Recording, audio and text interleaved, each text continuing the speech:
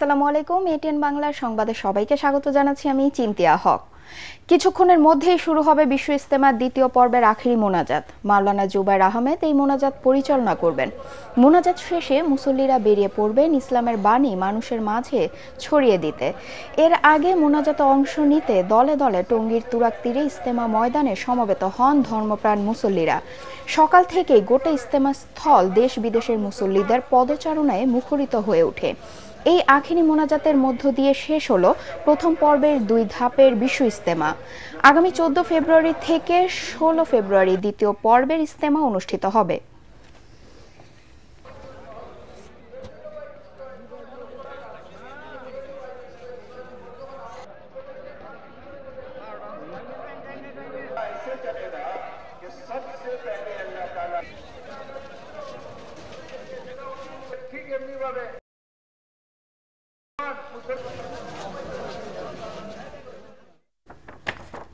সড়ক ও জনপথ বিভাগ বিনা নোটিশে বিভিন্ন পেট্রোল পাম্প উচ্ছেদ করায় বুধবার সকাল থেকে অনির্দিষ্টকালের জন্য উত্তরবঙ্গের সকল পেট্রোল পাম্প বন্ধ সহ তেল সরবরাহ বন্ধ করে দিয়েছে রাজশাহী বিভাগীয় মালিক ও শ্রমিক ঐক্য পরিষদ।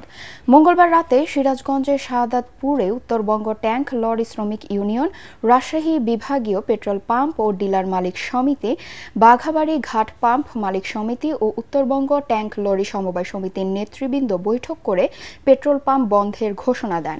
এ সময় মালিক সমিতির নেতারা বলেন, গত 29 জানুয়ারি সড়ক ও জনপথ বিভাগ কোনো নোটিশ ছাড়াই বেশ কয়েকটি পেট্রোল পাম্প পরিদর্শন করে অবৈধ ঘোষণা করে মাইকিং করে। বিষয়টি নিয়ে প্রশাসনের ঊর্ধ্বতন কর্মকর্তাদের সাথে আলোচনা করে ফয়সালা করলেও নতুন করে উচ্ছেদ অভিযান চালিয়ে কয়েকটি পেট্রোল পাম্প ভেঙে দেওয়া হয়। অথচ সড়ক ও জনপথ বিভাগের কাছে থেকে বৈধভাবে লিজ নিয়ে ব্যবসা করে আসছে সবাই। এর প্রতিবাদে অনির্দিষ্টকালের জন্য উত্তরাঞ্চলে তেল উত্তোলন ও বিপণন বন্ধ করা হয়েছে।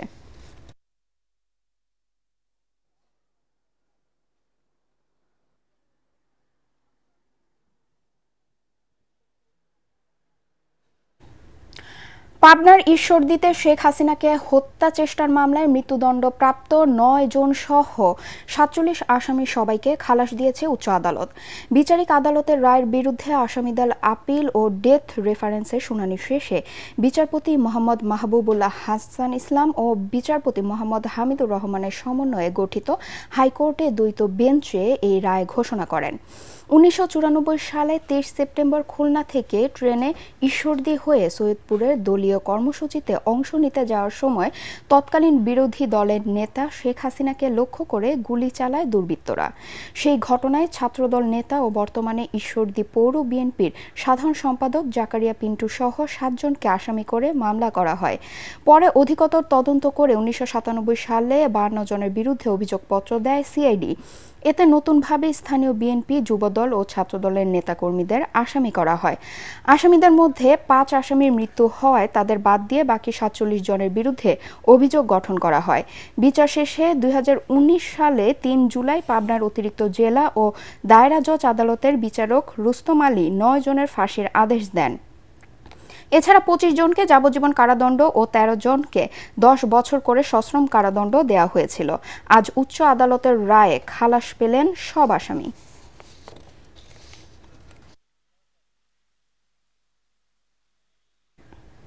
রাজধানীর উত্তরায় চাঁদাবাজির অভিযোগে বৈষম্য বিরোধী ছাত্র আন্দোলনের 3 জনকে আটকের ঘটনায় উত্তরা পশ্চিম থানার এসআই আবু সাইদকে ক্লোজড করা হয়েছে।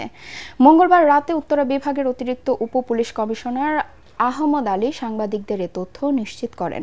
জানান, ছাত্রদের সঙ্গে পুলিশের ভুল বোঝাবুঝি হয়েছিল, পরে 2 পক্ষ বসে তার সমাধান হয়েছে।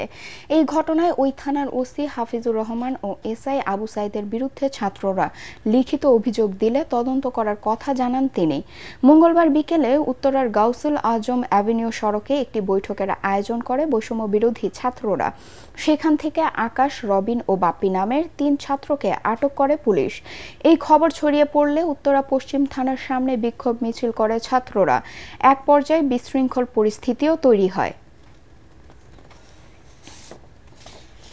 শিক্ষার্থীদের আন্দোলনের মুখে জাহাঙ্গীরনগর বিশ্ববিদ্যালয়ের ভর্তি পরীক্ষায় পোষ্য কোটা বাতিল ঘোষণা করেছেন বিশ্ববিদ্যালয়ের উপাচার্য অধ্যাপক ডক্টর মোহাম্মদ কামরুল আহসান। কেন্দ্রীয় ভর্তি পরীক্ষা কমিটির সাথে দীর্ঘ বৈঠক শেষে গভীর রাতে পোষ্য কোটা সম্পূর্ণভাবে বাতিল করার সিদ্ধান্তের কথা বলে জানান তিনি। এর আগে মঙ্গলবার দুপুর 2টায় শিক্ষার্থীরা বিক্ষোভ মিছিল নিয়ে প্রশাসনিক ভবনে এসে সেখানে তালা ঝুলিয়ে দেন। এতে অবরুদ্ধ হয়ে পড়েন বিশ্ববিদ্যালয় প্রশাসনের কর্মচারীরা।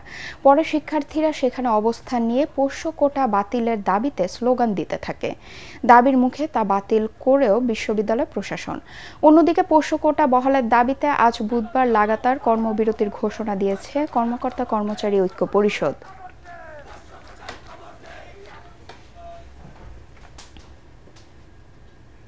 পরবর্তী সংবাদ দেখার আমন্ত্রণ জানিয়ে এখনকার মতো শেষ করছি। এটিএন বাংলা সংবাদ ইউটিউবে দেখতে ব্রাউজ করুন youtube/ATN Bangla News। ধন্যবাদ সবাইকে।